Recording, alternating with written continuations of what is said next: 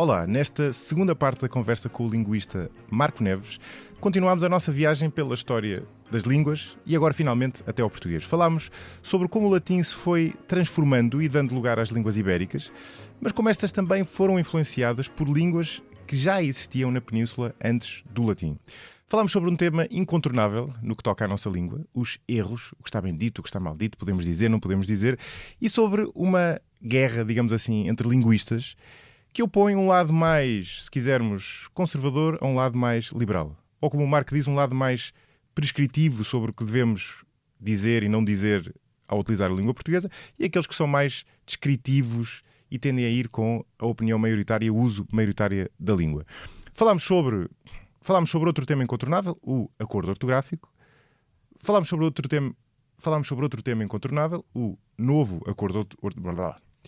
Falámos sobre outro tema incontornável, o novo acordo ortográfico, ou não tão novo assim, e sobre um caso muito interessante da Noruega, que tem como que dois padrões da língua, dois acordos ortográficos, que continua a usar até aos dias de hoje e causa uma imensa confusão no país.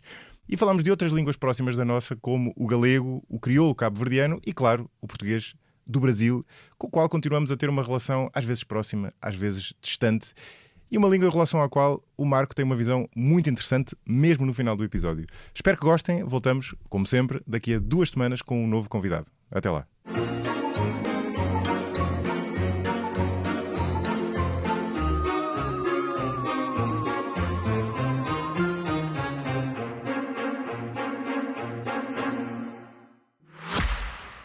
Este episódio tem o apoio da Nespresso Profissional. Há pausas que fazem a diferença. Não só pelo café, mas pelo momento que criam. A Nespresso Profissional garante isso. Café de qualidade em cada chávena, máquinas intuitivas e assistência técnica em 24 horas. Para hotéis, restaurantes e escritórios que não abdicam do detalhe. Saiba mais em nespresso.com/pro/pt. Olha, vamos voltar à nossa... Quer dizer, nós já falámos de várias coisas entretanto, mas... Fomos por muitos caminhos diferentes. Deixa-me voltar ao caminho histórico, né? À linha histórica, e vou-te pedir para fazer uma coisa muito ingrata, que é fazer um fast forward muito rápido do... Desculpa lá o anglicismo. Do proto-indo-europeu até ao português, que no fundo é o tema que nos interessa, né? No minuto, como é que foi o caminho do proto-indo-europeu até ao português? Não, podes levar mais do que um minuto. Sim, o caminho mesmo físico, eu posso dizer que terá surgido na zona do Mar Negro, digo terá... que é uma característica gramatical engraçada do português, e nós usamos o futuro para falar de uma dúvida, não é?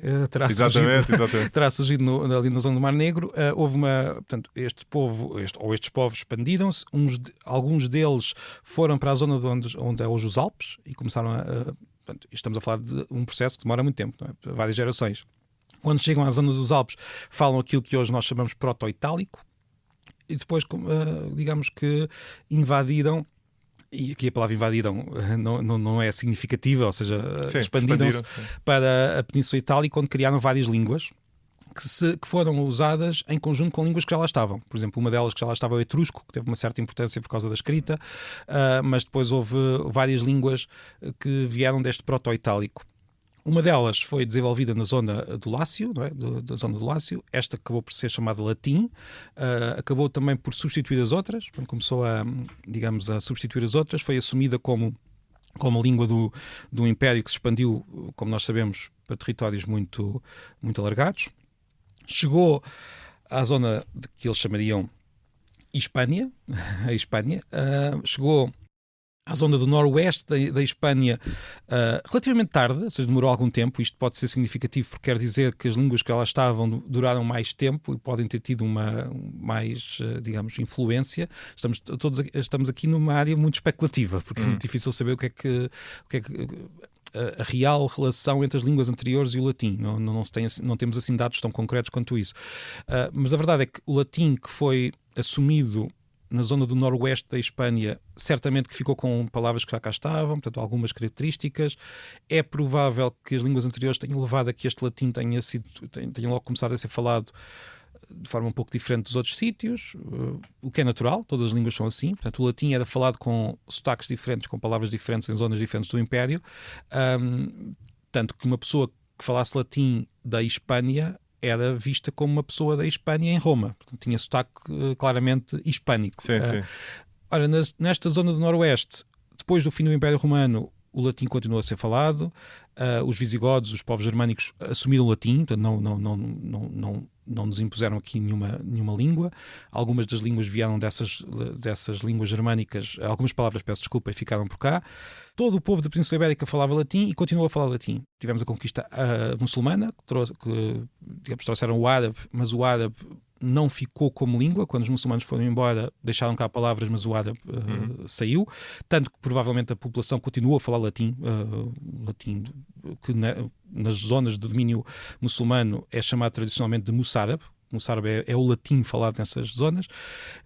Já passei um minuto há muito tempo, desculpa lá, mas era difícil. O que é que acontece? No momento em que há esta reconquista cristã, como se nós dizemos tradicionalmente, embora seja um conceito muito complexo, não é? O latim falado no norte começou a vir para sul e misturar-se com o tal latim que já era falado na zona muçulmana, e é aqui que as línguas ibéricas começam a dividir-se umas das outras. Começam porquê? Principalmente por questões de haver vários reinos, vários proto-estados que começam a assumir uma certa, digamos, importância que nos leva a ver ali aquelas línguas a começarem a congelar-se em diferentes idiomas latinos. Então temos na Península Ibérica a criação de 5 línguas latinas, na verdade. Isto é uma grande simplificação, porque estas línguas estavam todas misturadas umas com as outras. Temos o catalão do lado de lá, portanto, centrado em Barcelona, no Condado de Barcelona, depois do reino da Coroa de Aragão. Depois temos o aragonês, que hoje é muito pouco falado. É uma língua destas 5, provavelmente é aquela que ficou em pior estado ao final de muitos centenas de anos. Depois temos no meio o castelhano, que se tornou aquilo que nós hoje chamamos de espanhol. Depois temos o leonês asturiano, que nós hoje chamamos cá em Portugal mirandês, que se tornou portanto, a língua do Reino de Leão, que oficialmente só é reconhecida em Portugal enquanto língua com algum uso oficial. E depois temos nesta ponta temos aquilo que veio a dar origem ao galego e ao português. E depois a grande discussão, e se calhar podemos falar disso aqui a pouco se tivermos tempo, é em que momento é que o galego e o português se separaram. Portanto, o Reino de Portugal, quando surge, as pessoas falavam aquilo que nós podemos chamar hoje galego-português, que é uma designação artificial, claro, muito moderna. Eles não diziam que falavam galego-português. Eles não diziam que falavam galego-português. Eles diriam... Ou seja, se nós aterrássemos no dia em que Dom Afonso Henriques declarou-se rei, que não foi um dia nenhum, nós sabemos que foi um processo histórico muito complexo, mas se nós aterrássemos na época de Afonso Henriques e perguntássemos às pessoas o que é que vocês estão a falar uns com os outros, eles diriam, estamos a falar... Alguns cá diriam latim ainda, era a língua que associavam, mas uma grande parte diria linguagem. Linguagem era o termo, como é que eu dizer... para distinguir a língua da rua da língua da missa. Tínhamos o latim na igreja e tínhamos a linguagem. E esta linguagem depois começou a ganhar nomes, com os Estados a serem criados. Portanto, digamos, começámos a chamar, isto é a língua dos portugueses. No século XV começam a aparecer com frequência... os nomes destas línguas começam a aparecer com muita frequência. Não é que seja a primeira vez que aparecem noutros casos, mas é a partir dali do século XV que temos os nomes das línguas a ganhar força. Pronto, enfim, simplifiquei muito a questão, mas diria que todo este processo nós começamos a ter consciência de falar uma língua, falar o português, provavelmente só no século XV é que as pessoas diriam, eu estou a falar o português. Mesmo quando Dom Dinis, que foi antes, não é? Põe o português, como nós dizemos hoje nas aulas de português. Dom Dinis declarou o português língua oficial de Portugal. Ele nunca disse isso, não é? Ele basicamente pegou na tal linguagem e disse, olha, a partir de agora vamos escrever nisto e não no latim. Sim. Mas ele não dava nenhum nome particular à Só língua. tens que dar nome quando a confrontas com outra língua, não é? Exatamente, na verdade, sim. Há uma dúvida que eu tenho sobre o surgimento do português, à qual admito não seja fácil de responder, que é...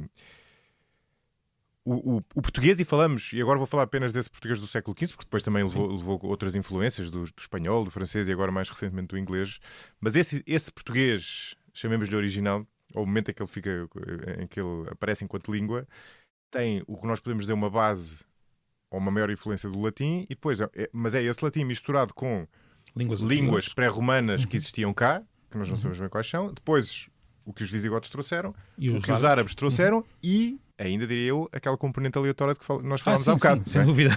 As línguas não ficam quietas. Não ficam quietas. No meio disto tudo, a minha pergunta para ti é: como é que nós podemos explicar as diferenças entre o português Vou simplificar, entre o português e o castelhano e entre o português e o italiano, por exemplo, que é a língua que se fala de onde veio o latim originalmente. Sim. Isto tem mais a ver com o quê? Com as línguas originais, com estas tais outras influências ou com a aleatoriedade? Vou tentar explicar, não é fácil explicar, mas eu talvez há aqui um conceito. Primeiro, antes disso, eu queria só acrescentar aquilo que disse há pouco, quando eu disse que só no século XV é que as pessoas têm consciência, há pessoas que vão ficar, então, e as cantigas de amigo e de amor e essas cantigas todas, as pessoas escreviam em aquilo que nós chamamos de língua português, não quer dizer é que lhe dessem um nome particular àquela língua. Pronto, isto é só para esclarecer essa parte.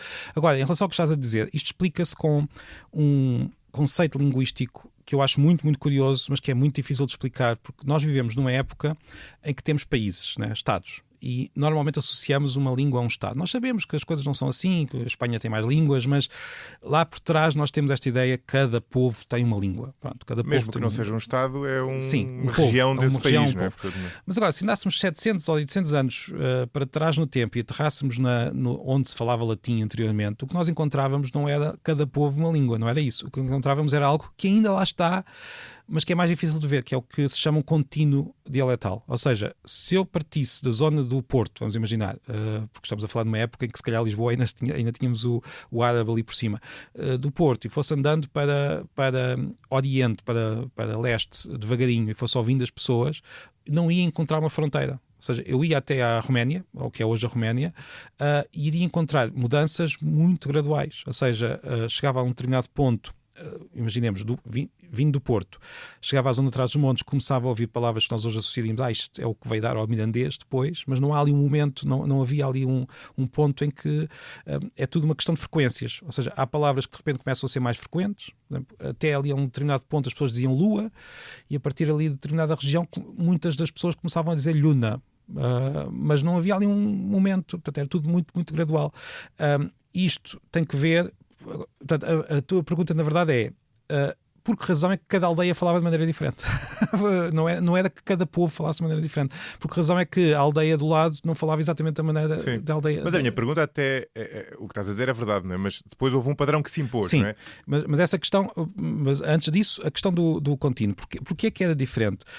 Na verdade é natural, se pensarmos bem, as pessoas não viajavam assim tanto, não tinham escolas, não tinham comunicação social, não tinham nada disso, portanto o natural era que por causa da tal deriva genética, entre aspas, como metáfora, não é? Por causa das diferentes influências, também por causa de um mecanismo muito, muito importante e difícil também de como é que eu ia dizer, de ver, que é o prestígio social de certas pessoas. Vamos imaginar que há um padre que naquela terra falava de determinada maneira e as pessoas todas começavam a imitar a maneira como ele dizia aquela palavra, porque ele tinha aquele prestígio de... Então, todo este jogo muito complexo em que cada terra tem a sua história particular levou a tal contínuo.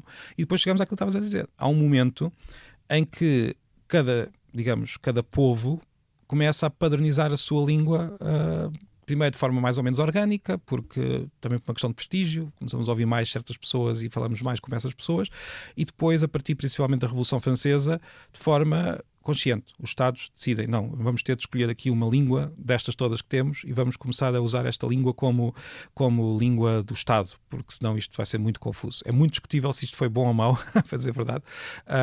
Principalmente em Estados como a França, muito grandes, com muitas línguas, a imposição de uma só língua teve consequências um pouco, digamos, negativas, na minha opinião, mas é uma discussão, enfim, eu admito que haja outras visões desta discussão.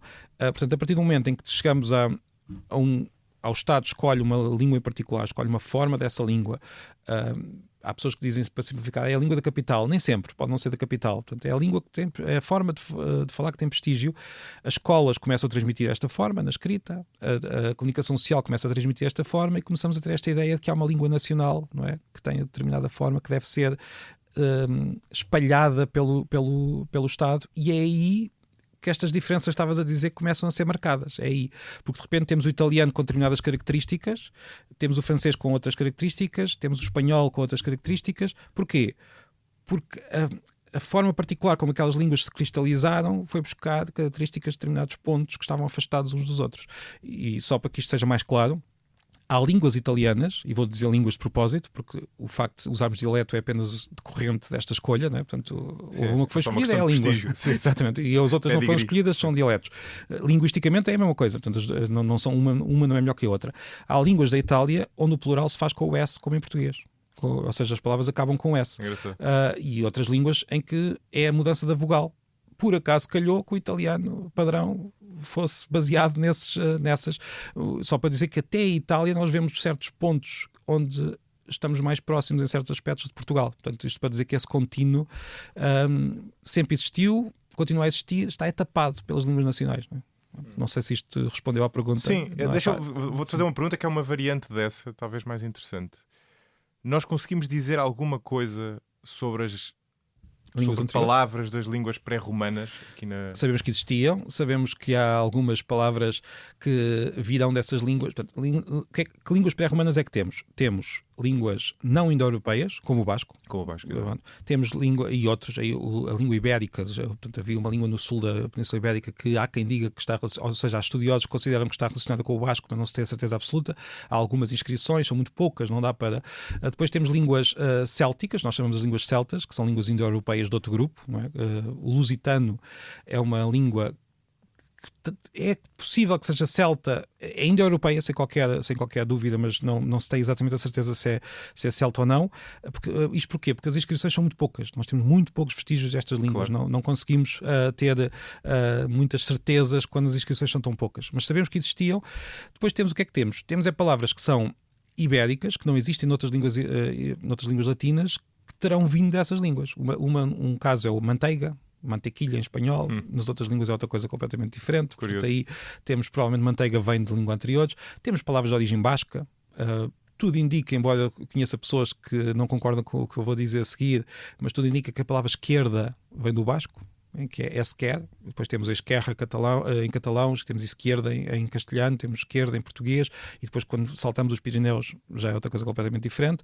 Portanto, as línguas terão ido buscar ao basco. Portanto, temos algumas dessas palavras nas nossas línguas, mas não, digamos, é um daqueles pontos onde há tanta incerteza que depois se criam muitas certezas com muita facilidade. Não sei se isto... Sim. Há muitas pessoas com muitas certezas que isto é tudo fenício, isto é tudo...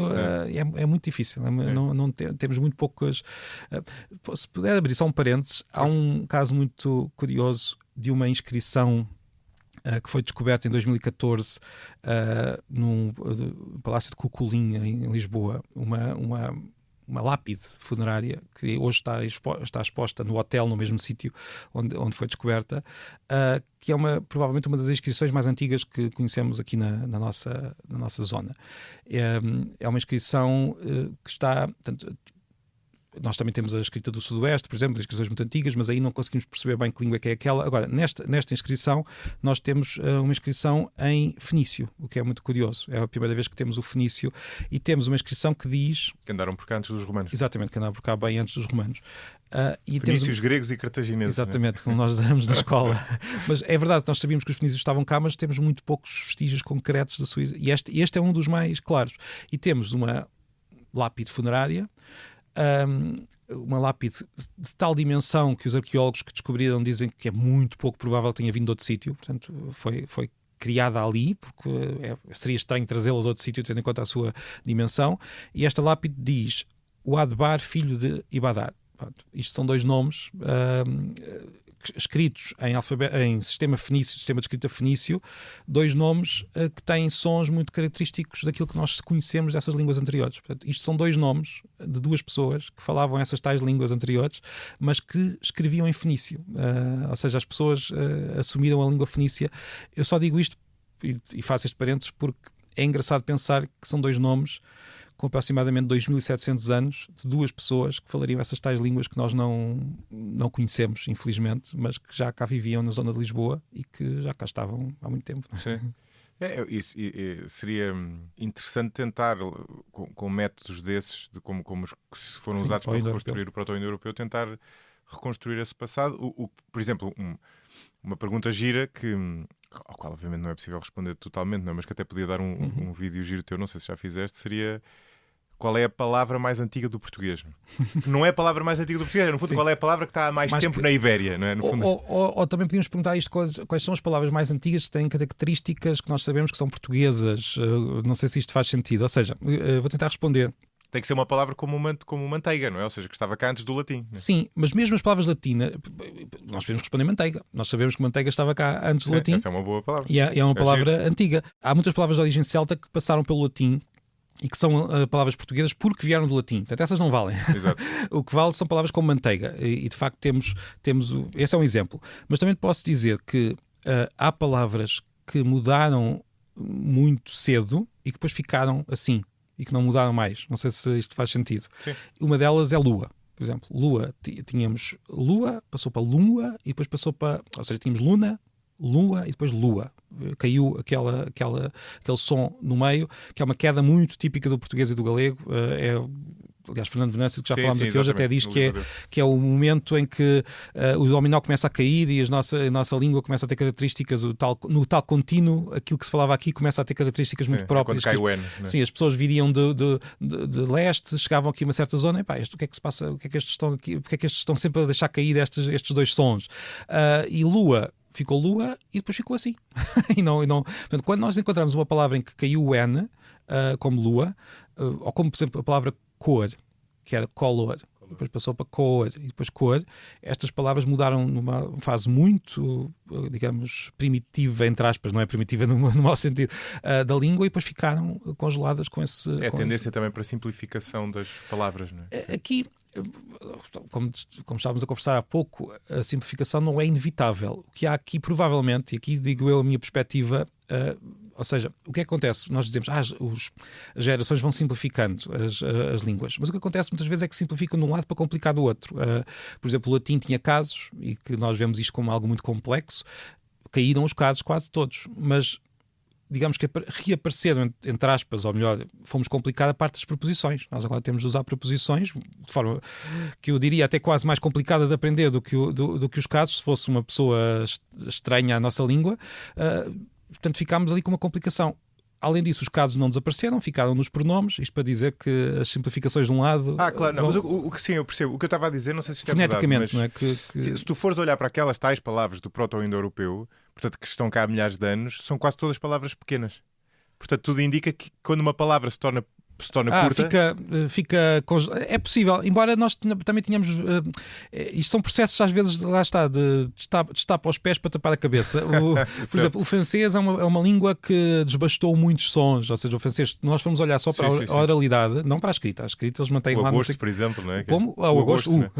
É assim um pouco estranho, não é? O que é que aconteceu ali? O que eu quero dizer com isto? O francês, é verdade que simplificou muitas palavras, mas de repente eles começam a ter aquela necessidade que nós também reconhecemos do francês, de dizer que ou seja, põe todas aquelas palavras juntas, ou aujourd'hui. Aujourd'hui é ao dia de hoje. Eles tinham o i, só, não precisavam do aujourd'hui. O que é que quer dizer com isto? Nós vamos desbastando de um lado, mas depois, precisamente porque é um sistema espontâneo, autorregulado, os falantes vão começar a pôr sons do outro lado para compensar. Criar redundâncias, muitas vezes. Tem que criar redundâncias, que é um dos grandes medos que as pessoas têm da língua, que é eu estou a ser redundante, quando é das características mais universais da língua. Olha, o chinês é outro exemplo. Os chineses, eles simplificaram muito a língua a certa altura. Acho que estou a contar isto mesmo. Os caracteres também. Eles já têm 4/5 como é que diz, tons, mas tinham mais no passado. Pois. E com isso criaram alguma ambiguidade, criaram palavras que ditas são iguais e portanto o chinês na realidade é muito redundante. Pois. Tem de pôr mais. Não, e tem de pôr, muitas vezes tem de pôr. Tem alguma redundância. Tem de pôr mais palavras. Exatamente, para se perceber. Para se perceber. A redundância é um daqueles casos de. Eu percebo, quando estou a escrever e tenho a oportunidade de corrigir, é claro que se eu estiver lá, eu subir para cima, eu vou tirar o de cima, não é? Portanto, aí estamos a falar daqueles pleonasmos um pouco irritantes em que não é preciso dizer aquilo tudo. Mas na oralidade, a redundância é absolutamente essencial. Nós não conseguimos ter um sistema que não seja redundante. Aliás, às vezes a brincar eu digo, há redundâncias que são obrigatórias, só que nós chamamos concordância. Quando eu digo a filha dele é esperta, vamos imaginar, a filha dele é esperta. Eu estou a dizer o feminino, a filha esperta, 3 vezes. Estou a dizer o feminino 3 vezes. Não precisava, quer dizer, bastava uma. Há línguas em que o feminino só aparece no artigo e depois o resto... É uma das funções do género da palavra, na verdade, não é? Sim. É ajudar-te a perceber... A concordância, ou seja, a fazer ligações. Quando eu disse há pouco que era completamente inútil, há casos em que o género vai nos ajudar a perceber. Mas digamos que o preço que nós pagamos é muito elevado. Ter de decorar todo o género é um preço muito elevado para as pequenas vantagens que de vez em quando ali... Mas voltando à questão da concordância, nós temos redundâncias com uma frequência tremenda. Se eu disser eu vou, eu estou a dizer 2 vezes o eu, porque o vou já lá tem o eu dentro, não é? Portanto, estou a repetir a informação. Eu agora já não sei de onde é que nós vimos. Mas deixa-me dizer outra propósito disso. Sim. Eu sou um opositor reconvertido. Então, do quê? Um opositor militante reconvertido, aquela história do há X meses atrás. Ou seja, durante muito tempo atrás? Lutava contra isso. Não sei se uso. Não sei se já não combates com tanta força. Não combato porque entendo a função disso na oralidade. Não na escrita não há nenhuma razão. Mas na oralidade, porque se eu disser. Esta é a parte em que mais pessoas vão abandonar este episódio. Porque eu percebo que se eu disser há X meses, quem está a ouvir esta frase não tem a certeza absoluta. Sim, de onde é que esta frase vai. Mas eu posso dizer uma coisa, ainda há um ponto mais. Aí também parece que estamos perante estamos perante 2 fenómenos. Primeiro, o há só tem o significado de como é que eu ia dizer, de passado, porque os falantes assim, repara, o há vem do verbo haver. O verbo haver não tem significado de passado na sua origem. Nós é que fomos ali, como dizem os linguistas, gramaticalizámos aquela partícula, isto é um palavrão, para ter o significado de passado. E por isso é que as pessoas começaram a sentir aquele atrás como sendo redundante. Mas o atrás estava lá a fazer um certo... de onde é que vem aquele atrás? O há quer dizer, nós temos 3 meses atrás de nós. Tal como eu também posso dizer, ao contrário da piada habitual, quando alguém combate eu posso dizer, nós temos 3 meses à nossa frente até chegar a um determinado momento. Portanto, o atrás está lá distinguido o frente e o atrás. Agora, claro, aquela expressão cristalizou-se no há 3 anos. E nós todos percebemos que há 3 anos está virado para o passado e o atrás, de certa maneira, parece redundante. Mas agora vou dizer uma coisa, não é redundante porque nós fazemos uma distinção muito clara entre, se eu disser, eu estava há 3 anos atrás, eu estava ali. Percebe-se bem. Agora, se eu disser eu vivo aqui há 3 anos, ninguém põe lá o atrás. Não sei se estás a perceber a distinção. Se for um período de tempo que começou há 3 anos e continua hoje, ninguém põe o atrás. Portanto, o atrás está lá a apontar, isto foi uma coisa que os falantes criaram, está a apontar para o facto de eu estar a falar de um momento no passado e não de um período. Portanto, há 3 anos atrás, eu estava aqui. Há 3 anos atrás eu estava a colar. Portanto, o atrás tem uma função não redundante, curiosamente. Portanto, é uma falsa redundância. Agora, vou dizer também outra coisa. Eu também evito dizer o atrás. Digo aos meus alunos para não usarem o atrás, porque é uma regra de etiqueta. Não sei se estás a perceber. Ou seja, é uma convenção. Não é uma regra gramatical. A gramática da nossa língua tem aquele atrás, e isso vê-se por qualquer pessoa. Eu já vi professores catedráticos que várias vezes disseram que não se pode dizer o atrás a dizer o atrás. Portanto, aquele nós somos atrás... especialistas todos nisso, aliás. Sim, né? todos nós vamos encontrar aquele atraso em todo lado, mas também a verdade é que é condenado quase de forma, não diria universal não, mas é aquelas regras de etiqueta que nós temos de cumprir, mas não fazem parte da gramática, fazem mesmo parte só de um certo, como é que eu ia dizer, algumas regras que vão surgindo que não fazem parte deste sistema autorregulado, mas sim daquelas impressões. Não uses o chapéu quando entras não tira o boné quando entras numa sala de aula, não digas o atrás porque fica mal, digamos assim. Pronto. Sim, isso por acaso leva-me a uma questão que eu te queria perguntar, porque me parece que a ideia que eu tenho é que tu és um linguista da escola liberal, chamemos-lhe assim. Ou seja, parece-me a língua é uma área, é curioso, não é? Porque é uma área que desperta muitas emoções. Sim.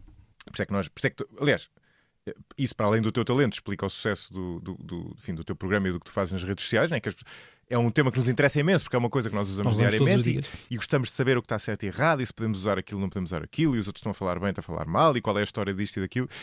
E há aqui, parece-me, 2 escolas que muitas vezes entram em confronto a sério, não é? A escola, podemos chamar-lhe... é prescritiva e descritiva. Exatamente, a prescritiva e a descritiva. Não é? A prescritiva diz...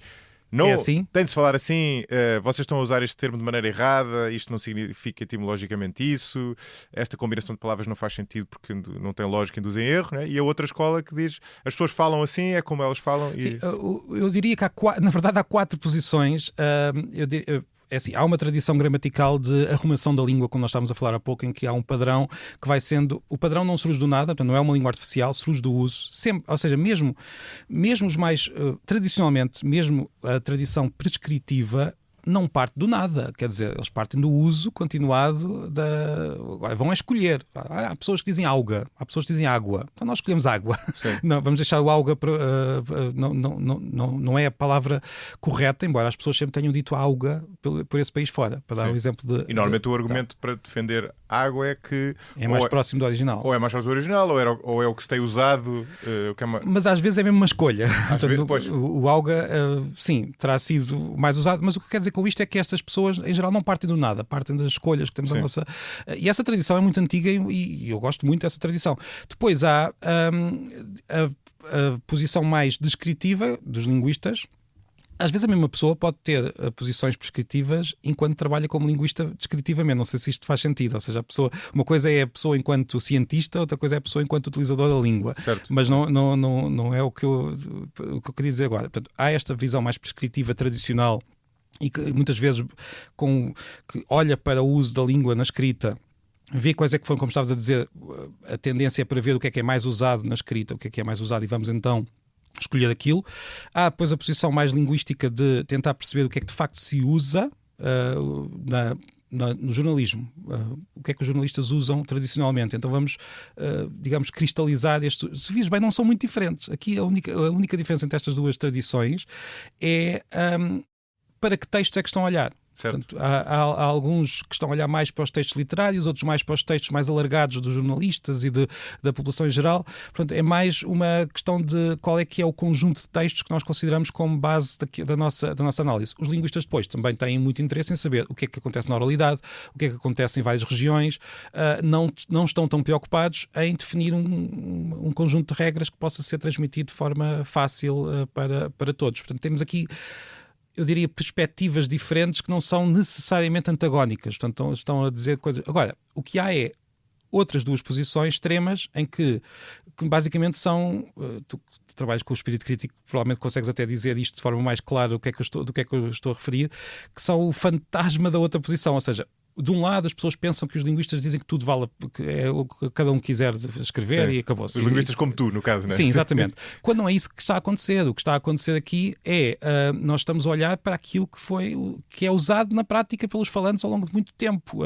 Aquilo que nós há pouco falámos, os tais sulcos na relva. Não estamos a dizer que as pessoas, se andarem no sulco ao lado, vão ter problemas de comunicação, claro. Não sei se estás a perceber o que eu quero dizer. Portanto, nós estamos a olhar para o uso dos falantes continuamente ao longo do tempo. Portanto, não estamos a dizer que vale tudo. Estamos a dizer é que temos de olhar para o uso, não temos de olhar para um conjunto de regras aleatório.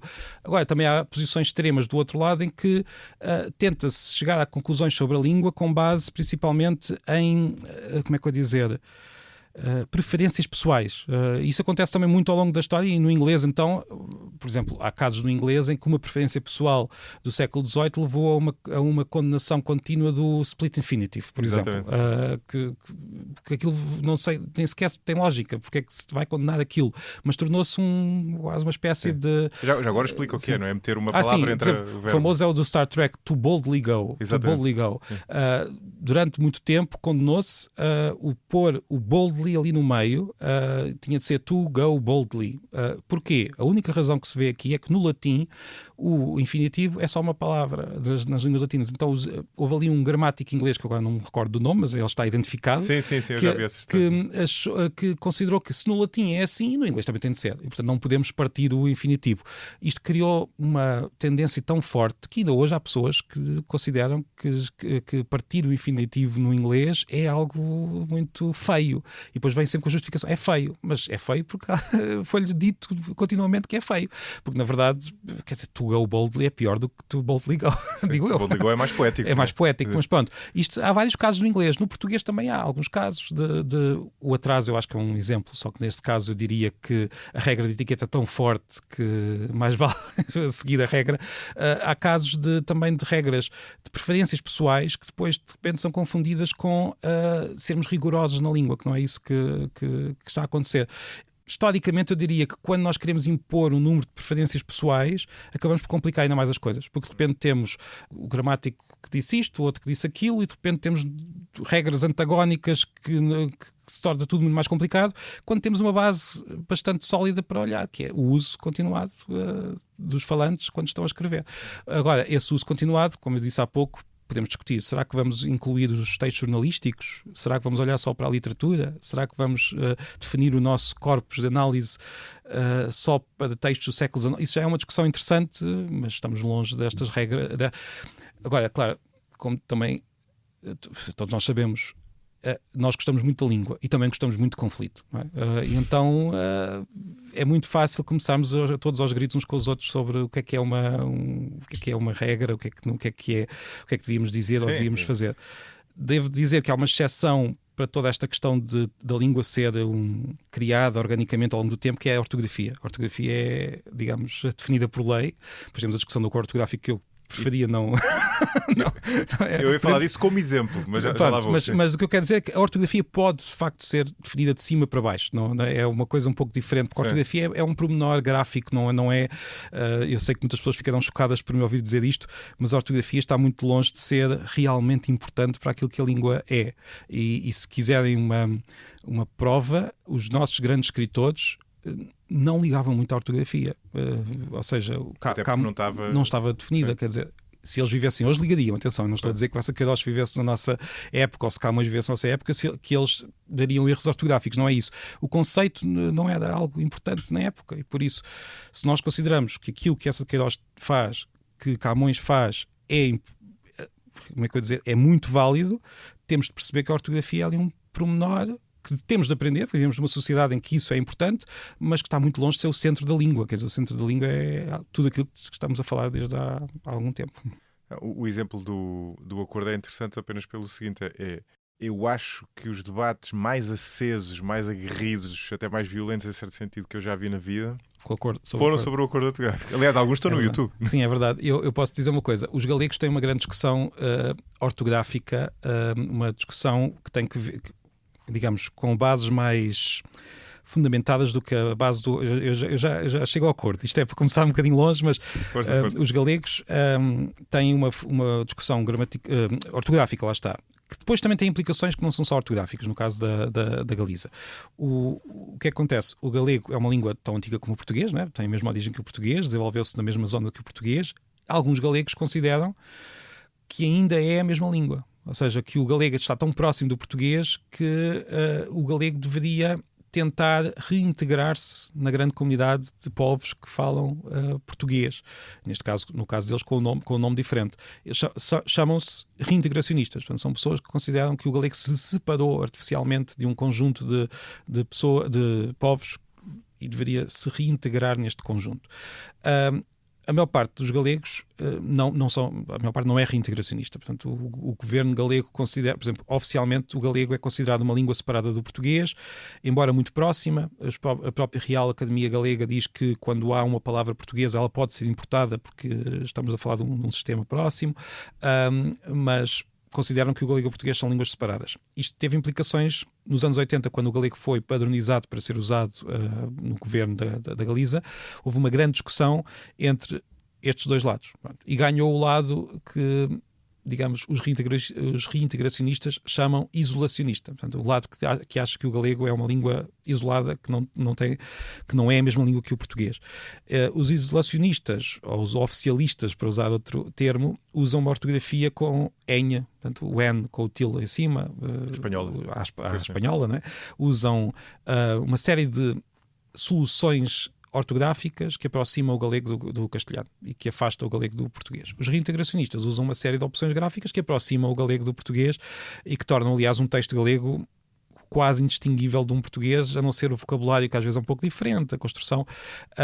Isto para dizer o quê? Estas discussões eram muito acesas. Ou seja, estamos a falar de pessoas que andavam ao murro nos corredores das universidades. Eu às vezes digo a brincar com os meus amigos galegos que é o único sítio do mundo onde há grafites linguísticos, onde pessoas a insultar as outras porque usam uma ortografia diferente.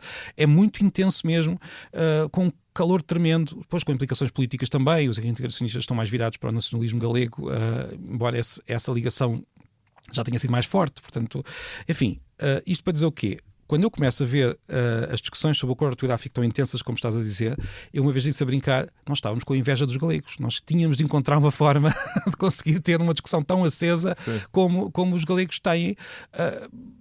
eu diria, infelizmente, acho que é uma discussão com muito mais calor do que digamos, substância. Eu posso dizer, a minha posição é: o acordo ortográfico foi inútil. Não serviu para aproximar Portugal do Brasil, nem Angola, nem Moçambique. Aliás, Angola e Moçambique não usam acordo ortográfico. As grandes diferenças entre Portugal e o Brasil não eram ortográficas e não são ortográficas. Exato. Quer dizer, eu sempre li livros brasileiros que gosto. Nunca é por causa de faltar ali um C ou de ter ali um C que eu não li os livros. O ruído era outro, quer dizer, há palavras que eu não percebia, há palavras na oralidade também há uma diferença bastante marcada. O português do Brasil na oralidade está bastante mais distante do que aquilo que nós vemos na escrita.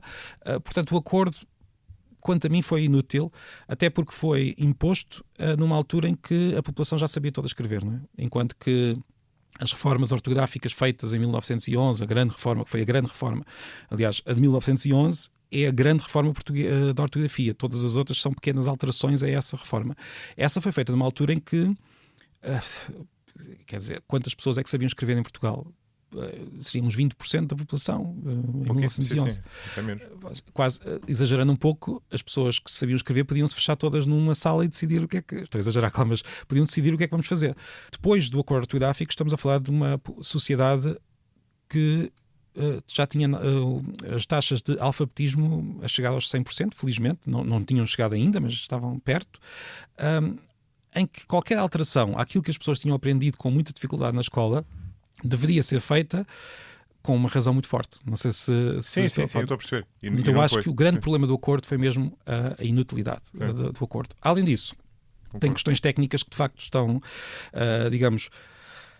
Depois de tudo o que nós falámos, isto pode parecer um pouco contraditório, mas a ortografia é um daqueles pontos onde não há vantagem nenhuma em dizer pode escrever assim ou pode escrever assado. Quer dizer, a ortografia é para nós não termos dúvidas, não é? Nós depois podemos discutir a questão claro. É para dar e o acordo introduz ali uma série de casos em que nós podemos escrever de uma maneira, podemos escrever de outra, que não vale a pena. É uma complicação adicional que para a ortografia eu penso que é desnecessária.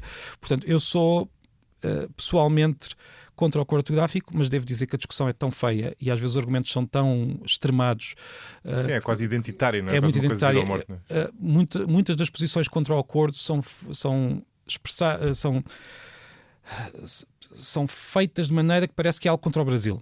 Portanto, que o Brasil nos tentou impor uma coisa que é mentira, que aliás foi Portugal que quis fazer o acordo. Não é? Portanto, é tudo tão anti-brasileiro que me custa muito às vezes ouvir os argumentos do meu próprio lado, não é? Sim, devo dizer. Sim, eu também sou contra o acordo, no sentido de que também não parece que tenha tido grandes vantagens. Hoje em dia uso escrevo numa espécie de híbrido entre porque a pessoa depois inevitavelmente essa é uma das desvantagens, porque nós depois aprendemos mais tarde. Às vezes perguntam-me, não sei se ias fazer essa pergunta, mas atiro o meu para debaixo do autocarro, como se... Às vezes perguntam-me qual é a solução, o que é que se pode fazer agora. Há pessoas que recusam o acordo.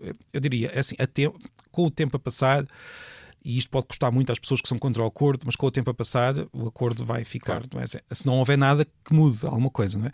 Portanto, as pessoas vão ficando mais velhas, naturalmente os mais novos vão crescendo e de repente já é um facto consumado, que neste momento eu penso que estamos próximos desse momento. Agora, eu diria que ainda temos a oportunidade de... ou seja, eu não quero fazer às pessoas que aprenderam agora a escrever o mesmo que as pessoas que fizeram o acordo ortográfico fizeram a quem aprendeu antes, mas penso que pode haver um espaço para correções, para que haja uma aproximação dos dois lados e que se possa retirar os tais casos em que podemos escrever de duas maneiras sem que isso traga vantagem nenhuma. Podemos voltar a pôr o acento no para, podemos voltar a fazer umas coisas, portanto podemos acertar um pouco a ortografia, mas sempre com muito cuidado para não estragar ainda mais e sempre também com muito cuidado para ter em conta que Angola e Moçambique são dois países que vão ter uma população de língua portuguesa muito, muito importante no futuro e que eles têm de ter uma voz, seja no que for, da língua portuguesa. E sempre tendo em conta, eu não sei se temos muito tempo ainda, mas posso-te dizer que há um caso, digamos, que...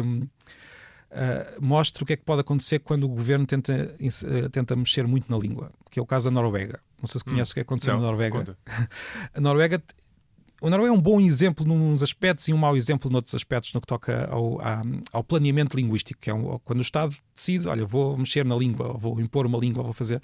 A Noruega tem algo que eu acho que é muito positivo, que é eles não têm grande pressão para falar com um sotaque particular quando vão à televisão ou quando estão no Parlamento. Cada um fala com a pronúncia que aprendeu na sua terra e todos aceitam, e é tudo, nesse aspecto eles não têm aquela pressão de uniformização, e eu acho que isso é bom, porque ouvem-se muitos sotaques diferentes, nós entendemos melhor, porque ouvimos mais sotaques, temos uma dieta mais rica de sotaques, não é? Nesse aspecto eu acho que a Noruega é um bom exemplo. Na parte da escrita e do padrão escrito, e isto vai muito para lá do cor ortográfico, é mesmo uma questão de escolha, eles criaram um problema para si próprios que não vão conseguir, ou seja, que não têm uma solução muito fácil. O que aconteceu com a Noruega?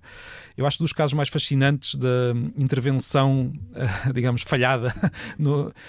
A Noruega foi durante muito tempo parte do Reino da Dinamarca. E quando a Noruega se separa da Dinamarca, não para se tornar independente, porque eu não sei exatamente dos pormenores históricos da Noruega, mas juntou-se à Suécia, separou-se da Dinamarca, o que é que se falava, por exemplo, em Oslo? Tinha outro nome, salvo erro na altura. Falava-se um dinamarquês à Noruega. Assim, o norueguês, o dinamarquês, o sueco são tudo línguas muito próximas. Sim, portanto, aquilo é tudo. Sim. Aquele contínuo de que estamos a falar é válido lá. Portanto, falava-se um dinamarquês com características norueguesas. E esta era a língua da capital, era a língua que foi assumida como língua oficial, o norueguês muito próximo do dinamarquês. Mas houve um linguista em particular, e desculpa eu não saber decorar o nome, mas eu não me consigo lembrar de nomes noruegueses com muita facilidade, que decidiu que aquilo não era norueguês a sério, não é? Que o norueguês falado na Noruega era outra coisa, e ele pega em várias características dos vários dialetos noruegueses e cria um novo norueguês, que é o Nynorsk. Podes até encontrar no Word, se fores ao Word tens lá dois noruegueses, o norueguês Bokmål, que é o de Oslo, e o Nynorsk. Tal como tens dois portugueses, de resto. Pois, exato, mas os dois portugueses são em territórios separados. Aqui estamos a falar para o mesmo território. Não, eu queria dizer o pré-acordo e o pós-acordo. Sim, mas lá está, o pré-acordo e o pós-acordo são questões ortográficas. Aqui estamos a falar de vocabulário, de gramática, há questões gramaticais que são diferentes. Incrível. Ou seja, ele pegou, se fosse em Portugal seria algo como, nós temos o português baseado em Lisboa e Coimbra e depois temos um outro português baseado nos usos do interior, um em que auga é a palavra correta, outro em que é água, e os dois portugueses são ensinados a todos os alunos de Portugal em duas disciplinas separadas, como se fossem dois padrões diferentes da mesma língua, e todos têm de aprender as duas, e é o que acontece na Noruega, eles todos têm de aprender as duas, os dois padrões, portanto tem dois padrões da mesma língua. Chegas à Noruega, a placa de entrada no país tem dois nomes diferentes, Noreg e como é que é? Norge e Noreg. São os dois nomes diferentes da mesma língua. E eles não consideram que sejam duas línguas. Atenção, é a mesma língua com dois padrões diferentes.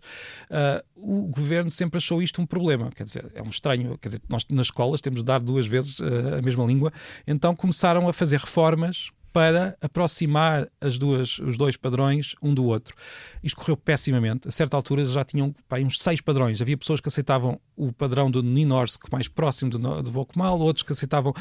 A certa altura tu conseguias perceber qual é que era a posição política da pessoa pela forma como escrevia, porque dependia se era conservador, se era liberal, se usava um, se usava outro. Isto tudo na escrita, mais uma vez. Na oralidade... eles cada um fala como aprendeu na terra deles, não tem implicações na oralidade, tem implicações na escrita. Mas estamos a falar de dois padrões tão distintos. Eu não sei norueguês, mas já muitas vezes quer dizer, analisei textos nos dois padrões, são tão distintos como o português e o castelhano. Não estamos a falar do galego, estamos a falar de duas línguas claramente. Ou seja, eu diria que aquilo são duas línguas, mas aquilo para eles funciona como dois padrões. E auto-infligido. Auto-infligido. O governo, acho que salvo nos anos 70, desistiu. Portanto, o que é que disse? Olha, pronto, ficámos com 2, é o mínimo que conseguimos. Não conseguimos reduzir isto mais. E então tem esta situação. Há um linguista neerlandês, para não usar holandês, que eu conheço, que é o Gaston Doren, que defende... Ele é holandês, foi à Noruega defender isto, os noruegueses não gostaram nada do que ele disse. Ele diz, olha, o melhor para vocês é o seguinte... larguem a língua, portanto, digam às pessoas, olha, escrevam como quiserem durante 30 anos, façam o que lhes... E depois veem o que é que... E depois daqui a 30 anos voltamos e vemos o que é que sai daqui. Os noruegueses não gostaram nada desta ideia. Por acaso acho uma boa ideia. Seria, mas eu percebo... Repara, põe-te na posição de um português. Se chegasse aqui alguém, olha, o cor ortográfico falhou, agora escrevam como quiserem. Era o caos, não é? O caos mais na reação, não tanto porque funcionaria, eu garanto que funcionaria. Daqui a 30 anos nós teríamos uma... Bom, os ingleses não têm cor ortográfico. Exatamente. Os ingleses não têm nenhuma lei que diga como é que se escreve. E, no entanto, a ortografia foi mudando. Foi uniformizando. E foi-se uniformizando e é bastante sólida. Quer dizer, eles não, um pouco complexa e estranha, porque a ortografia inglesa tem muitas particularidades, mas não se pode dizer que seja menos estável que a portuguesa, que foi definida por lei, não é? Portanto, a ortografia inglesa foi definida organicamente pelos tipógrafos, principalmente os tipógrafos, as universidades, uma série de... E embora com diferenças, com muitos movimentos paralelos entre os dois lados do Atlântico, é engraçado. Sim. Mas digamos que o inglês não está numa situação pior que a nossa, da minha opinião. Atenção, isto é muito discutível, mas eu acho que o inglês é tão estável como a ortografia, mas é uma ortografia bastante bem definida. Portanto, não, neste caso, eu diria que os noruegueses poderiam resolver o seu problema fazendo uma coisa destas, mas não vão fazer, porque as sociedades também têm muito medo da anarquia linguística. Sim, exato. Muito medo da anarquia linguística. Deixa-me voltar ao papel do linguista, para tentar fazer um bocado aqui de advogado do diabo. Né? Eu no outro dia falava com o Manuel Monteiro, que já foi aqui convidado e que é, enfim, o representante, eu diria, da escola oposta, não é? Da escola prescritiva, não é? Daqueles que dizem não se pode fazer isto está mal dito ou mal escrito, ou quer que seja. E ele dá um argumento que eu achei interessante. Quer dizer, no fundo o argumento dele era, obviamente que o linguista reconhece que a língua evolui, e a língua evolui com palavras novas, com palavras que se dizem ou escrevem de maneira diferente, sempre foi assim, não é? Senão teríamos de defender um regresso ao latim. Ou atrás do latim, ou atrás do latim. E em relação ao latim, já agora há quem faça. Mas dizia ele, o argumento dele era, isso acontece, os linguistas são de certa forma quase os guardiães do sistema, cuja missão deve ser ajudar a língua a manter alguma estabilidade, no fundo a contrariar este movimento orgânico, não contrariar totalmente, mas a dar algumas balizas, e ao mesmo tempo a zelar, tal como aconteceu com essa standardização da língua que tu referias há pouco, por uma certa lógica da língua, até em alguns aspectos eventualmente melhorando, não é? Sim, eu percebo o argumento e não, ao contrário do que possa parecer, tendo em conta que estamos em posições muito diferentes, não fico horrorizado com esse argumento. Eu acho que eu não diria os linguistas, mas os gramáticos, os que escrevem gramáticos. Os linguistas, lá está, são cientistas que vão estudar como é que a língua funciona e não têm necessariamente de ter uma posição, mas um gramático pode ter essa posição de arrumação. Mas eu tenho muita desconfiança em relação à questão da lógica, porque a lógica é sempre muito como é que eu ia dizer? Se de facto as gramáticas fossem lógicas, tenderiam a aproximar-se umas das outras, como nós dissemos há pouco. Portanto, não há propriamente nós conseguimos transmitir pensamento lógico usando a nossa gramática. Não sei se estás a perceber o que eu quero dizer com isso. A gramática portuguesa tem uma série de regras, que nós podemos dizer que é a sua própria lógica, que não estão relacionadas com a lógica do matemático, a lógica... estás a perceber o que eu quero dizer? Por exemplo, vou dar um exemplo.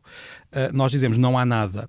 E nós poderemos, eu já ouvi muitos argumentos a dizer, não há nada, é pouco lógico, porque digamos que temos duas negações que deveriam dar uma positiva. Mas, eu devo dizer isto, a verdade é que foi a forma como a nossa gramática se cristalizou, não porque alguém tenha dito para se fazer isto, mas porque foi assim que os falantes, ao longo do tempo, criaram a gramática. Mas repara bem numa coisa, na verdade, os falantes têm a lógica matemática na cabeça e conseguem expressá-la. Nós temos de perceber um pormenor, que é a lógica expressa-se entre orações. Cada oração ou é negativa ou é positiva, independentemente do número de palavras que tu usas para expressar essa negação. Vou-te dar um exemplo. Se eu disser não há nada que não me aconteça, todos os falantes vão perceber que acontece-me de tudo, não é? Ou seja, temos duas orações, uma subordinada, outra principal, e entre as duas orações a lógica funciona perfeitamente. Não há nada, negativo, que não me aconteça, negativo, então positivo. Certo. Ou seja, às vezes a questão da lógica é perceber onde é que ela está, porque ela está lá, nós conseguimos expressar a lógica independentemente da gramática. Não há nenhuma língua do mundo que nos impeça de expressar esta dupla negativa real que depois dá uma positiva. Agora, como é que essa negativa se expressa depende da gramática particular que os falantes criaram. Em francês é preciso usar duas partículas em geral, o ne e o pas. Em português nós podemos usar duas partículas naquela situação particular, podemos, não é? Isto, não sei se estou a conseguir expressar. O que eu quero dizer com isto é que tentar arrumar a língua para torná-la mais lógica, muitas vezes vai criar mais problemas do que resolvê-los. Porque, de repente, eu já tive casos desses, de revisores a mudarem não há nada para há nada. Porque parecia, nada há.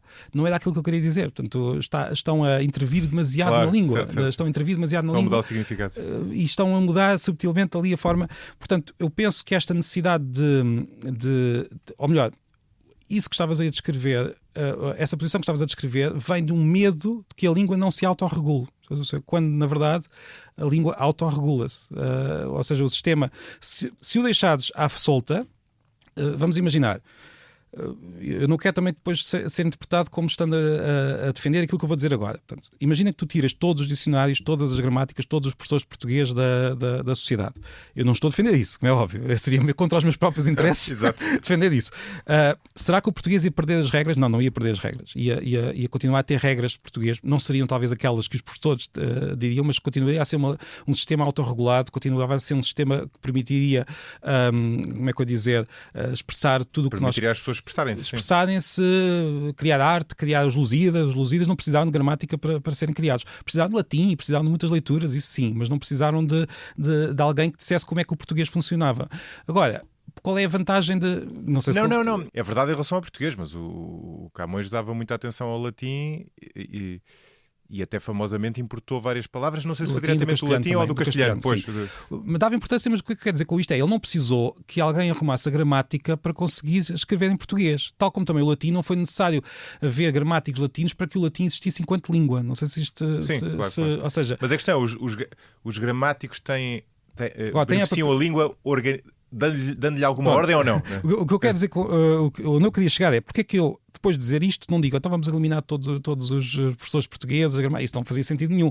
Como eu disse, não íamos perder a língua iria continuar, mas teríamos muito mais dificuldade em ensinar a língua, por exemplo, ensinar a língua aos estrangeiros. Isso seria muito mais difícil, que não tínhamos uma língua descrita de forma que pudesse ser ensinada. Teríamos mais dificuldade em ensinar a escrita, porque a escrita é artificial, a escrita precisa, de facto, de, como é que eu dizer, de uma certa arrumação com base naquilo que nós usamos na oralidade. Teríamos mais dificuldade em ter, como é que eu dizer, perante duas opções, é confortável ter alguém que nos diz, olha, vai por esta opção.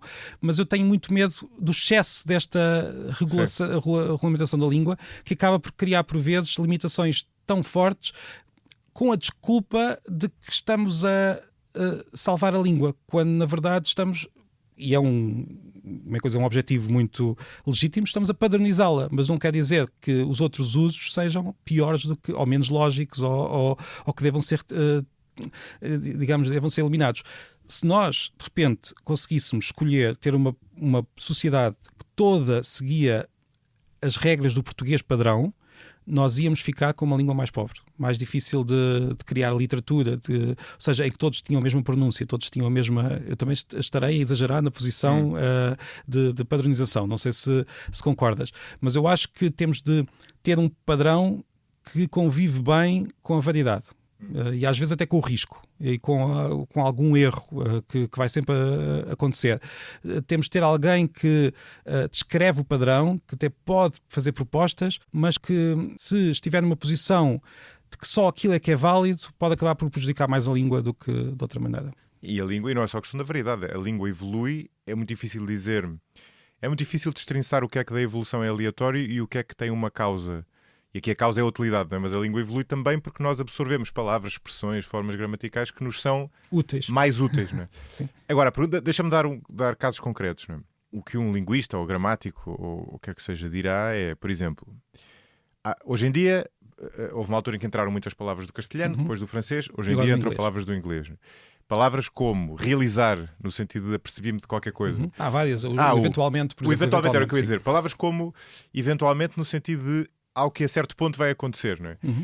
E a maior parte quer dizer, das pessoas que estão no teu papel dizem atenção, realizar não significa isso. Mas eu também digo atenção. E tu também, pronto, e era isso que eu ia perguntar, ou seja, qual é o argumento aqui? É dizer, realizar é uma palavra que já existe, tem outro significado, não vamos importar uma palavra igual, quer dizer uma coisa diferente quando nós já temos. Não é? Faz sentido ou não faz sentido dizer isto? Deixa-me dizer, faz sentido até a certo ponto cronológico. O que eu quero dizer com isto é, quando os estrangeirismos não, são inevitáveis, sempre existiram, todas as línguas, a não ser de Sentinela do Norte, têm estrangeirismos. O português, eu às vezes brincar digo, quando nós dizemos palavras portuguesas no Indonésio ou palavras portuguesas no inglês, ficamos todos contentes. São estrangeirismos. São estrangeirismos daquela língua, não é? Nós gostamos dos nossos estrangeirismos de outras línguas. Portanto, os estrangeirismos são inevitáveis, porque as línguas não estão separadas umas das outras. Agora, temos duas questões. Quando há estrangeirismos semânticos, como aqueles que estavas a dizer, há uma, digamos, aí sim, o que nós temos é, voltando àquela questão do relevado, temos alguém que tem um caminho que já está sulcado pela sociedade e, por influência de outro mapa que tem na cabeça, vai por outro caminho, o que pode criar problemas de comunicação reais no início. Não sei se estás a perceber. Ou seja, mas se criasse problemas, ela não ia por esse caminho. Não, mas repara, o que é que está a acontecer? O que está a acontecer é um mapa da outra língua que está a influenciar o caminho na sua. Logo no início. Não sei se estás a perceber o que eu quero dizer. Mas ela não. Agora estou a virar a coisa ao contrário, estou a fazer advogado do diabo do outro lado. Não é? Sim. Se as pessoas não percebessem quando eu digo, eu não tinha realizado, mas é que às vezes não as pessoas não usavam. Eu sei. Bom, eventualmente é um caso em que nós vamos perceber quase naturalmente pelo contexto, mas o que acontece é que por vezes, e isso é o ponto que eu queria chegar, o problema dos estrangeirismos, vamos lá ver isto em 2 passos. Primeiro, quando há uma dieta pobre que vem tudo só de uma língua e começa a invadir as frases da nossa língua de forma que prejudica a comunicação realmente. Ou seja, quando tens alguém de uma profissão que está muito habituado a falar em inglês com os seus pares e de repente vai falar em público e usa não sei quantas palavras em inglês, nem sequer estamos perante estrangeirismos. Nós estamos perante palavras inglesas que não foram importadas e que as pessoas daquele lado não percebem. Isso é um problema de comunicação. Às vezes criticam-me aqui por isso, embora eu acho que não abuso excessivamente disso, mas ainda há bocado disse fast forward, não sei se te lembras. É verdade. Não, eu percebo, mas se calhar algumas pessoas podem não perceber. E não é uma palavra portuguesa. Não é uma palavra portuguesa. Poderia ser importada, talvez, mas não estou a defender que importar o fast forward, mas isso é uma questão de comunicação. Não sei se estás a perceber. Nós podemos estar a exagerar na utilização de palavras inglesas de tal maneira que as pessoas não percebem. Eu já vi discursos, mesmo eu conhecendo inglês, não conheço o inglês daquela área particular e não percebi nada do que a pessoa estava a dizer. Ou melhor, estou a exagerar. Não percebi algumas coisas que aquela pessoa estava a dizer. E isto é um problema de comunicação. Depois, nós podemos ter uma posição, e é perfeitamente legítima, que diga, eu preferia usar as palavras portuguesas ou criar palavras portuguesas novas do que não gosto de estar importado em inglês. E nós temos a oportunidade de fazer isso. Atenção, quando a palavra surge, nós temos a oportunidade de propor palavras novas portuguesas e já aconteceu. O futebol é um dos casos em que isso aconteceu. Nós temos o futebol, a palavra em si não. Exato. não temos ludopédia, mas temos casos como o corner, que passou a pontapé de canto, os jornalistas fizeram um esforço de usar a expressão portuguesa e ela ganhou. O guarda-redes? O guarda-redes, exatamente, e mais não sei quantas. Isto para dizer o quê? Não tenho nada contra as pessoas que proporem palavras portuguesas. Aliás, tudo a favor. Mas depois entramos num processo complexo que não é regulado por cima, por mais que nós queiramos. A Academia Francesa pode dizer, vamos todos usar esta palavra francesa, os falantes vão seguir uns casos, não vão seguir outros. Por que razão é que seguem uns e não seguem outros? É muito difícil de perceber. Mas digamos que há depois uma espécie de juízo coletivo dos falantes que vão... digamos, ao longo do tempo abandonando os estrangeirismos e vão assumindo outros, e nós podemos tentar empurrar os falantes numa direção, mas daqui a 30 anos, como há pouco na Noruega, vamos ter uma decisão e essa decisão vai ser definitiva. Não sei se isto é claro. Sim. Nós temos muitos estrangeirismos. Alguns desses que tu estavas a falar do eventualmente e do... Eu tento evitar dizer eventualmente com a posição, digamos, com o sentido inglês. Vamos ver se conseguimos manter esta palavra portuguesa. O realizar tento evitar acho não faz parte do meu idioleto, ou seja, não faz parte da forma como eu falo português. Eventualmente já me apanhei a dizer mal, se quisermos. Portanto, isso portanto, eu acho que ainda estamos a tempo de corrigir, embora o realizar já nós conseguimos encontrar casos em que ele está a ser usado à inglesa há várias décadas. Portanto, já temos casos desses há muito tempo. Mas eu penso que estamos ainda a tempo de corrigir. Mas vai haver um ponto em que ou sim ou sopas, portanto, ou em que ele ou desaparece ou fica. Eu vou dar exemplos de palavras que são estrangeirismos desse tipo e que nós, neste momento, já nem sequer pestanejamos. Uma delas, esta eu acho que ainda há muitas pessoas que ainda pestanejam, que é o S posto. Ainda há pessoas que tentam não usar, tudo bem. Mas há outra que as pessoas até ficam surpreendidas quando eu digo que é um estrangeirismo, que é sexo. A palavra sexo. Ou seja, até ao século XX, em português, até o início do século XX, sexo não queria dizer uma coisa que se faz. Portanto, sexo era o sexo biológico. Era só sexo masculino, sexo feminino. Portanto, se nós caíssemos no século XIX e disséssemos ao Essa Queiroz qual foi a primeira vez que fizeste sexo na vida, ele ficaria a olhar para nós. Dizia quando nasci. Foi, exato. Quando foi concebido. Exatamente, não estou a perceber a pergunta. No final, na segunda metade do século XIX, a palavra assume um novo sentido, um sentido, digamos, de atividade. no inglês e no francês. Eu não consegui, já estive a tentar investigar, não consegui perceber exatamente qual é que foi a língua de onde isto começa. Eu desconfio que tenha sido o francês e que depois passou para o inglês, mas não tenho a certeza.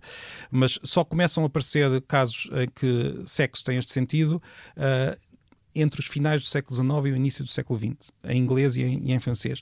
E de repente começa-se a espalhar este significado, de repente começamos a ter em muitas línguas este novo significado que acabou quase, não substituiu o anterior. Qual era o anterior, já agora? Como é que nós dizíamos? Sim. Dizíamos de várias maneiras, de, sei lá, coito, havia todos os termos, ou não dizíamos, as pessoas. Fornicação, não era? Ou usávamos palavrões, ou usávamos fornicação, ou usávamos uma série de termos mais técnicos, ou mais. Mas a palavra sexo em si não há registro de ter sido usada. Curioso, Isto foi uma invasão do inglês e do francês, neste caso, da nossa língua, que hoje, quer dizer, está mais do que implementada. Portanto, isto, lá está, eu não estou a defender uma desistência perante estas, não estou a dizer, olha, como os falantes quiserem, basta haver 1 ou 2 falantes que começam a usar isto, já está, pronto, agora já não podemos fazer nada. Não, nós podemos intervir na língua, mas temos de perceber que depois aquele mecanismo de autorregulação ao longo do tempo vai ser muito mais forte do que qualquer um de nós poderá ser. Sim, na verdade não parece filosoficamente a tua posição seja assim tão distante, quer dizer, no fundo tu vês, e parece-me que faz sentido, o papel do linguista, do gramático, se quisermos chamar, é ir balizando, é ir chamando a atenção, sabendo que em alguns casos a força que faz evoluir a língua é tão... Evoluir aqui não no sentido positivo, não é? Mudar é tão forte que não há hipótese. Por exemplo, a série ou a séria. O à séria continua a fazer a mesma impressão, mas já por uma guerra que eu perdi já foi. Depois, aí a posição aqui parecia muito próxima digamos, entre aspas, do outro lado, como se tivéssemos aqui 2 equipas, mas depois claro que há casos, por exemplo, à séria. Então em Lisboa, à séria...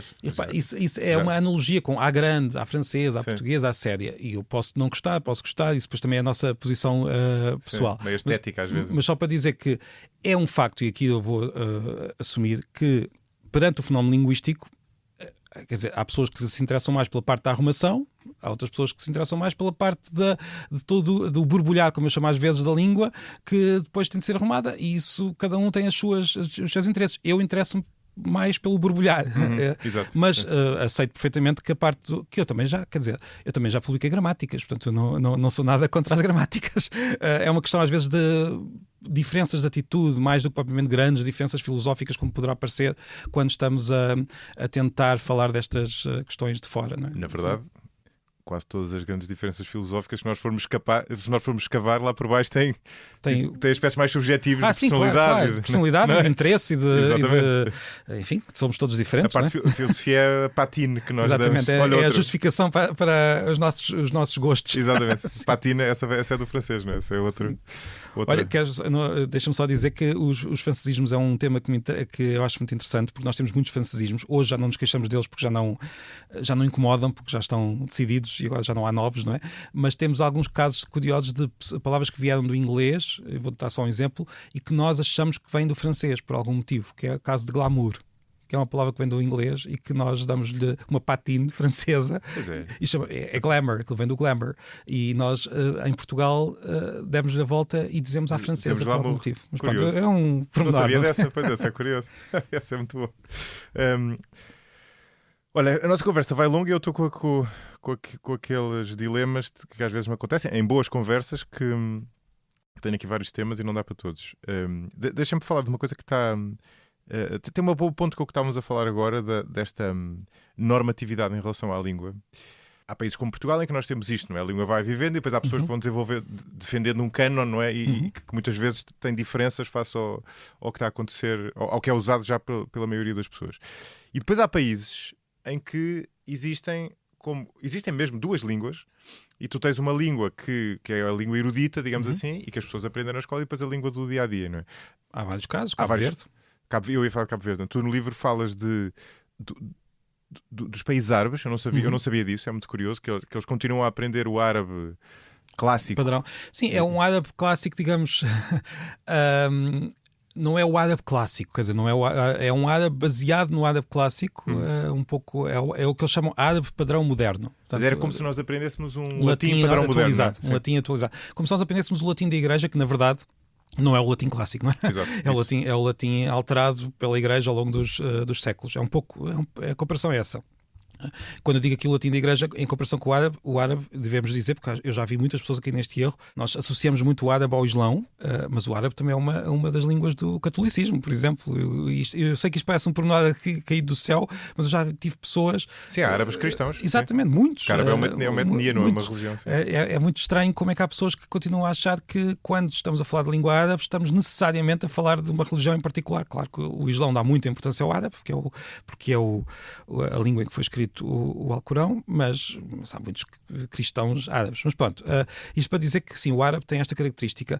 Há um website /livro que tenta contar o número de falantes de cada língua e quantas línguas é que há. Chama-se Ethnologue. É muito interessante, é feito por linguistas com os seus métodos discutíveis, como todos. Digamos que a forma como nós contamos línguas é muito difícil de... quer dizer, como é que nós sabemos quantas línguas é que há no mundo? Ainda há pouco eu estava a dizer, o galego e o português serão a mesma língua ou serão duas línguas? Depende da posição quase política da pessoa. Mas esse site tenta contar o número de línguas, tenta dar o número de palavras, o número de falantes de cada língua, e quando chegas... Portanto, cada língua tem a coluna de o número de falantes nativos e o número de falantes como segunda língua. Tu chegas à coluna do árabe, número de falantes nativos, 0. Para eles não há um único falante nativo de árabe padrão, porque segundo aqueles linguistas as pessoas falam a sua língua, o Darija em Marrocos, o árabe do Egito que é outro, e depois todos aprendem na escola a segunda língua, que é o árabe padrão, que ninguém fala. Eu acho a posição um pouco exagerada. mas é compreensível.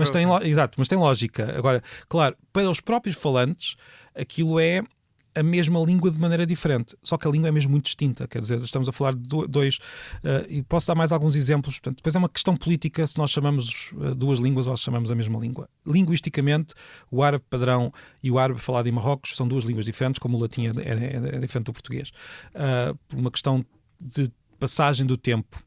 Posso dar mais alguns exemplos de países onde aconteceram coisas parecidas com estas e alguns, digamos, resolveram bem, outros resolveram mal.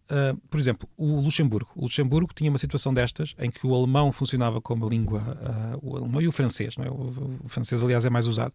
Portanto, considerava-se oficialmente que o luxemburguês era um dialeto alemão.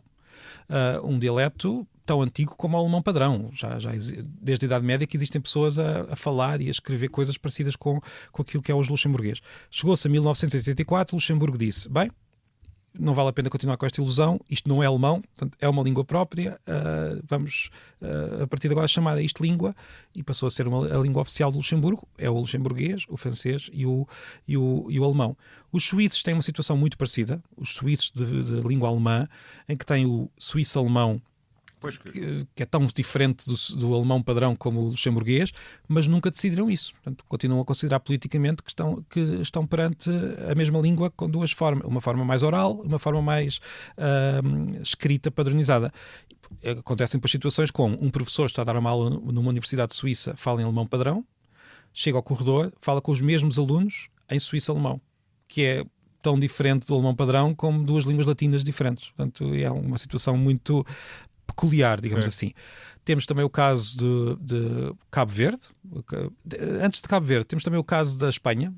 As línguas que hoje são co-oficiais, como o catalão, o galego e o basco, exato, durante muito tempo viveram nesta situação diglóssica. Isto é uma situação diglóssica, ou seja, em que temos duas línguas a conviver no mesmo espaço, mas não com o mesmo estatuto, ou seja, uma é usada numas situações, outra é usada noutras situações. A Espanha, digamos, resolveu ou não, isso agora é discutível porque a situação é sempre um bocado complexa.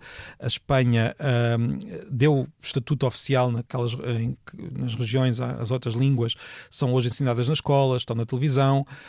Curiosamente, e talvez de forma um pouco irónica, as línguas, precisamente no momento em que começam a ser oficiais, começam a ser cada vez menos usadas. Portanto, o galego hoje é muito menos usado do que era há 50 anos. Portanto, tem um estatuto institucional muito mais forte, mas é muito menos usado. A situação diglóssica resolveu-se, mas ao mesmo tempo criou outras situações. Portanto, isto é tudo mas fala do caso de Cabo Verde, que é interessante. Sim, Cabo Verde. O que nós temos é o cabo-verdiano, o crioulo cabo-verdiano, que é uma língua desenvolvida, já falámos há pouco, primeiro, não é português, ou seja, o crioulo cabo-verdiano não é um dialeto do português. Não acho que se possa considerar um dialeto do português. É uma língua crioula com o seu próprio desenvolvimento, com muito vocabulário português. Portanto, é o que se chama tecnicamente um crioulo de base portuguesa, ou seja, o léxico é de base portuguesa, mas a gramática é muito diferente da portuguesa. Portanto, é uma língua muito distinta. E é a língua materna de quase todos os cabo-verdianos. Portanto, quando eu digo quase todos, é a mesma coisa que de eu dizer que o português é a língua materna de quase todos os portugueses. Há exceções, mas quase todos os portugueses. Portanto, o cabo-verdiano é a língua usada no dia-a-dia. Mas não é a língua usada no Parlamento, por exemplo. Não é a língua usada na escola. Tem estatuto oficial, a Constituição reconhece o crioulo cabo-verdiano, mas nunca foi concretizado este estatuto. Portanto, não é uma língua ensinada na escola, não é uma língua usada... Ouvimos alguns programas de rádio, ouvimos alguns programas de televisão, mas o português é usado em situações formais, na escola, pelos professores, no Parlamento. Agora... É como quando no início, há muitos séculos, quando o latim era a língua... Exatamente. Há pouco, quando estávamos a falar de... As pessoas diziam, eu falo linguagem, na missa fala-se latim. É precisamente a mesma situação. O que é que vai acontecer no futuro? Eu não sei, os cabo-verdianos é que têm de saber, não é? Mas há vários caminhos. Muitas vezes os portugueses interpretam aquilo que eu vou dizer a seguir como algo... Ou seja, eu julgo que o crioulo cabo-verdiano deveria ser tornado oficial e deveria ser ensinado na escola, até por uma questão de ensino do português. É muito mais fácil ensinar o português a uma população que não tem o português como língua materna se assumirmos que o português não é a língua materna e for ensinado como língua segunda, não é? Que não é língua estrangeira, é língua segunda. Portanto, o ensino do crioulo cabo-verdiano pode até beneficiar do ensino do português. Não é um combate ao português, longe disso, não é? Agora, independentemente da questão, a língua materna deles é o crioulo cabo-verdiano. Eu acho que merece ser reconhecido este facto e ser valorizado e estar mais presente nas instituições cabo-verdianas. Quais é que são os vários caminhos? Eles podem ir pelo caminho suíço, manter a situação assim, não é o que eles querem. Os cabo-verdianos, pelo que sei, querem dar mais prestígio à sua língua. Podem manter uma situação de bilinguismo em que toda a sociedade falam cabo-verdiano e falam português. Eu penso que será o mais vantajoso, para dizer a verdade. E até podem chegar um dia e pôr o crioulo cabo-verdiano como a única língua do ensino. Eu penso que não há vantagens, mas isso é uma decisão deles, não é nossa. E há outro caso. Esta é a minha última pergunta Brasil? Para ti. Exatamente. Eu gostava de ter passado mais tempo a falar do Brasil, mas foste demasiado interessante no resto do tempo. Pois, exatamente. E o Brasil é um caso engraçado, porque o Fernando Venâncio, de que falámos há bocadinho, eu já não sei, ele tem 2 livros, eu li 2 livros dele, o Assim Nasce Uma Língua, que é mais sobre o português. E o Português à Procura do Brasileiro. E o Português à Procura do Brasileiro. E eu acho que é neste segundo que ele diz uma coisa muito interessante. Ele sugere que o Brasil está numa situação que está a caminhar para isto. E o que ele diz é que se tu fores a uma conferência, se leres um livro académico, se fores até a uma conferência académica, as pessoas estão a falar, obviamente, com sotaque. Sim, com algumas diferenças. O padrão é muito próximo. Estão a falar um padrão muito próximo do português. De repente sais à rua e o que tu ouves na rua, obviamente, varia muito de sítio para sítio do Brasil, mas já é uma língua, diz ele, completamente diferente. A situação é muito complexa e muito variável, depende também de região para região, depende de pessoa para pessoa, depende de classe social para classe social, é muito estratificado socialmente o português do Brasil. Primeiro, o fenómeno de nós termos uma língua diferente na formalidade e na informalidade é geral. Nós cá em Portugal também não falamos da mesma maneira. Agora, há casos em que a distância entre os dois é muito maior do que a distância do que noutros casos. Eu às vezes eu penso no livro aí, na História do Português, eu acho que não chegamos a dizer o nome do livro. Não, eu vou gravar a introdução. Eu na introdução, não te preocupes. Eu estava a lembrar-se. Mas estava a dizer que no livro eu digo que, ou eu uso pirâmides para dar este exemplo. Exatamente, o que é que são as pirâmides? Nós temos o uso da língua nos vários, lugares e situações, e eu diria que podemos comparar isto a uma pirâmide em que cá em cima temos o uso mais formal, mais arrumado, estávamos há pouco a falar da arrumação, mais limitado também, porque há menos vocabulário disponível, porque há muitos vocábulos que são informais e não formais. Portanto, temos o padrão académico, o padrão jornalístico, o padrão da língua, ou seja, o que é habitual usar na escrita e na oralidade controlada. Portanto, num discurso do Parlamento, num programa de rádio também, enfim, na televisão. Temos esta situação. Agora, se nós olharmos para cada variedade da nossa língua como essa pirâmide, eu diria que o português de Portugal e o português do Brasil estão ligados pelo topo da pirâmide. Portanto, o padrão, como estavas a dizer, o padrão não se estão a tocar porque eles são diferentes. Portanto, o padrão português de Portugal não é igual ao padrão, mas estão muito próximos. As pessoas às vezes não acreditam quando eu digo isto porque estão as diferenças estão tão visíveis que nós não reparamos, que quer dizer, se eu ler como estavas a dizer, um artigo académico brasileiro, é normal que as diferenças saltem à vista, mas é óbvio que aquilo é português, não sei se, ou seja, não, são diferenças limitadas, são diferenças controláveis. Agora, por causa da história do português do Brasil, que é muito complexa, muito diferente da nossa, e agora estaríamos aqui num novo episódio só para falar do que é que aconteceu no Brasil com o português, as várias fases de desenvolvimento da língua, as influências das línguas indígenas, das línguas africanas, até das próprias regiões portuguesas. Por exemplo, há uma grande imigração de açorianos para certas zonas do estado de São Paulo que influenciaram a forma como se fala no estado de São Paulo em certas zonas. Toda esta mistura levou a que o português falado seja, de facto, como estavas a dizer, muito diferente. Muitos brasileiros não... Eu já tive discussões com brasileiros a dizer não é nada assim. Nós falamos da mesma maneira. Porquê? Porque interpretam todas estas diferenças como erros. Ou seja, têm o português que aprenderam na escola, o único português válido, e tudo o resto são erros. Aí é fácil de dizer que estamos próximos. Claro. Não é? Mas se nós virmos que aquilo que muitas pessoas interpretam como erros é sistemático e antigo e já vem de há séculos, vemos que na verdade são duas variedades que estão ligadas. É tão um erro como o português é um erro em relação ao latim. Exatamente. Então temos ali um desenvolvimento oral muito, muito diferente do nosso. Seria possível, tal como aquele norueguês criou um novo norueguês, seria perfeitamente possível se alguém quisesse pegar nos usos brasileiros e criar um novo padrão muito afastado do português, que seria claramente uma língua diferente. Não foi isso que aconteceu. Portanto, o que os brasileiros fizeram foi mantiveram um padrão próximo do português de Portugal. Em geral, as pessoas mais conservadoras na língua no Brasil aproximam, defendem este padrão mais próximo portanto, defendem a unidade, enquanto que há um conjunto de linguistas que defende que já estamos numa situação tão afastada que mais valia termos um padrão de facto que se afastasse do português. Depois há questões políticas também por trás disto. O que eu acho curioso nesta discussão é que em Portugal, em geral, se a pessoa for mais conservadora linguisticamente, tende a querer afastar-se do português do Brasil, a dizer, o que é que eles fizeram à língua, meu Deus.